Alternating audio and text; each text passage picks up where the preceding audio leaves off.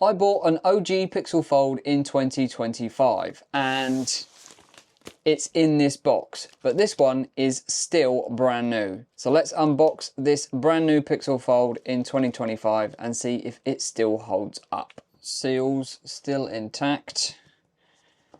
And I went for the Obsidian Black edition, and this is the 512, so it's the larger of the models available. And you can see it's probably been kicking around a store for a little while because the corners are a bit dinged up. It's got stickers on it, but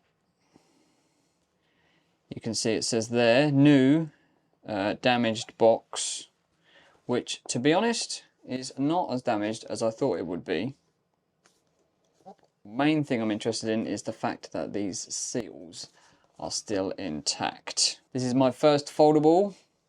I'm excited to check out a foldable. I have been daily driving this iPhone 12 mini for basically almost exactly 5 years because I got it on release and it's starting to show its age. So I thought, if I'm going to move from a small tiny phone, why not go to a very large folding phone? So let's check it out.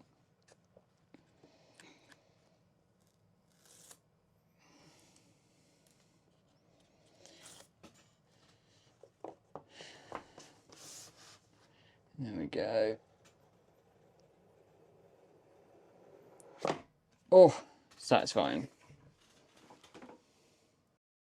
Now, interesting thing about this phone is that when it ships, it actually ships folded, which means theoretically this has been sitting folded in the box for 2+ years. So hopefully it's still alright. It actually looks super clean. So I haven't got any worries about it not being a genuinely new device.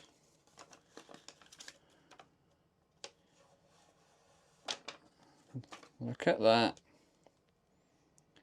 That looks to me like a brand new Google Pixel Fold. And you know what? It does feel big, but it doesn't feel as big as I thought it might. So let's just put that to one side. What do you get in the box for this formerly nearly £2,000 phone? I think it was something like £1,900 or something in the UK when it came out. I didn't pay that for it now, obviously, even though it is brand new, it is still an old phone. You've got some accessories here.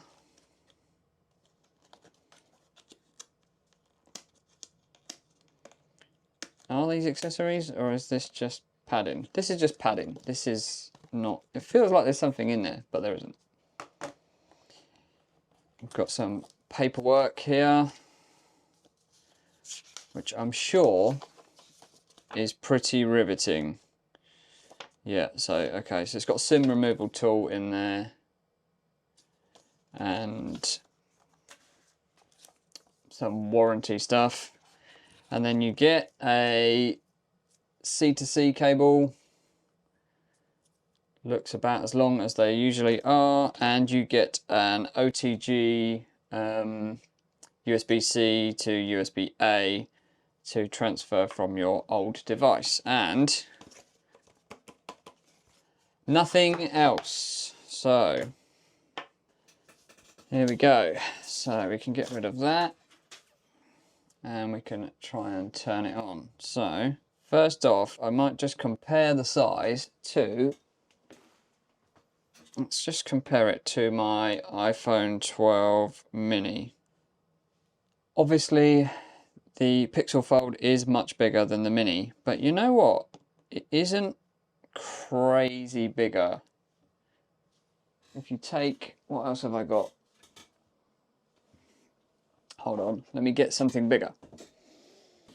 I have an iPhone 12, no, what is this?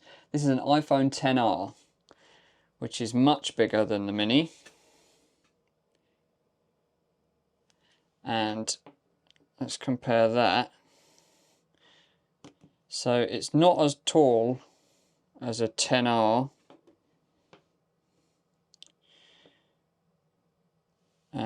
and it's slightly wider. So it's kind of somewhere between the Mini and the 10R, and I think this is kind of basically the same size as most of the regular size phones now, not the Plus. I haven't got one of those.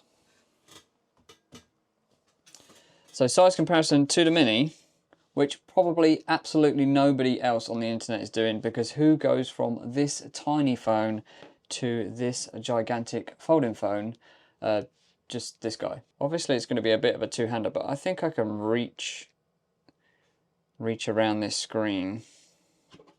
Obviously not as well as I can reach around this screen. Let's turn it on. Okay, it's not turning on. I think I might need to charge this because it's been sitting around for a long time. So let's give it some juice. I hope it does turn on, because that would be a real anticlimax to this video if it doesn't actually turn on. USB-C. Nothing's come up so far. Did it tell you how to turn it on? Is there a special way to turn it on? Top button. Turn it on. Okay. I think I may open it for the first time. Ooh. That is pretty cool. So that's kind of like, it's almost like two of these 10Rs stacked on top of each other. But I mean, I kind of need it to turn on to figure out if it's any good. So I'd really like it to turn on. Otherwise, oh, we've got battery symbol. Okay, so I think I need to let it charge up a little bit because it's been sitting around for a while, and then once it's ready to turn on, I'm going to turn back on these cameras. So let me cut to that now. Let's try again.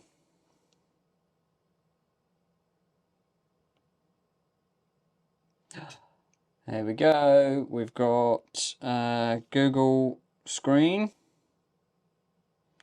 on the cover display. Oh, welcome to your new Pixel. Okay, get started. Connect to a mobile network. I've got my SIM card in my old phone, so I'm going to... Should I pop that out now? I'm going to do that afterwards. Let's skip that for now. Connect. So I've had the iPhone since day one release in the UK, the original iPhone, and I left at the iPhone 5S.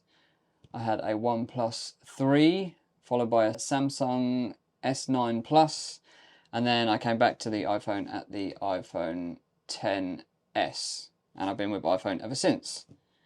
I went from the 10s to the iPhone 12 Mini, and now I'm leaping back to Android for the first time in 5 years. No, more like 7 or 8 years, something like that. Copy apps and data. Do I want to set this up as a clean phone, or do I want to copy? I'm gonna set this up clean, because there's all sorts of crap on my iPhone from that last 5 to 8 years that I probably don't need, that I don't want to do on here. I could be doing this on a bigger screen, right? Ooh, let's open it. Whoa. First thing I'm realizing is that all my passwords are stored on this thing, so I'm gonna have to come up with a new password manager for this in order to be able to sign into all this stuff, right? And who wants to look for a new password manager? Ugh. Weirdly, I turned on this for the first time in a while. This is a Retroid Pocket 4, and it's Android, and because it's on, the two-factor from the Pixel Fold is asking me to check this device in order to log in, which is kind of funny. That's so funny. Having to use... How many other people are using 2FA on a Retroid Pocket 4? Let me know down in the comments. I suspect it's the sum total of 0. Skip that for now. That's me. Probably going to cut all of this out because I don't want you to see any of that information, so this probably won't make the cut. Editor Chris, cut this out. You know, one thing that I'm remembering about Android, and I read it all the time when people compare iOS to Android, is that the keyboard in iOS sucks, and I can't remember why based on my own experience, but I've just remembered that there's always a number row on the top of your keyboard in Android devices, yet you have to keep toggling it in iOS. That is kind of a time saver. Right, set up a fingerprint unlock. Might add another one for security, just in case someone chops off my thumb. I mean, I hope that never happens. That would be awful. Swipe to switch apps. Swipe up from the bottom and hold and then release. Yes, done.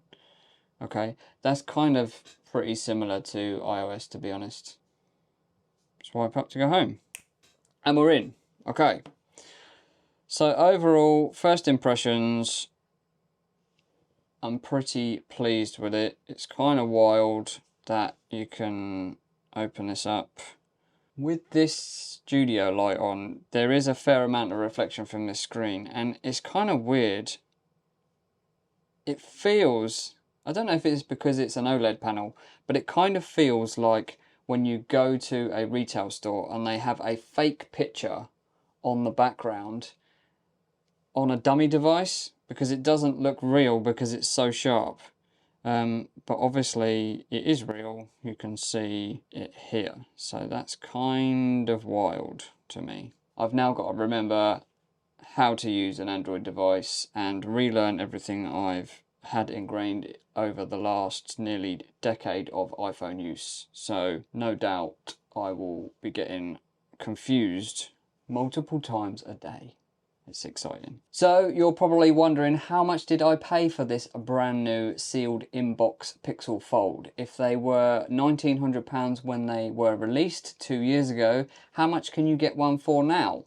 Well, if you had a refurbished or used one, you can pay anywhere from about £400 in the UK, anywhere up to about £650 for a really excellent condition one.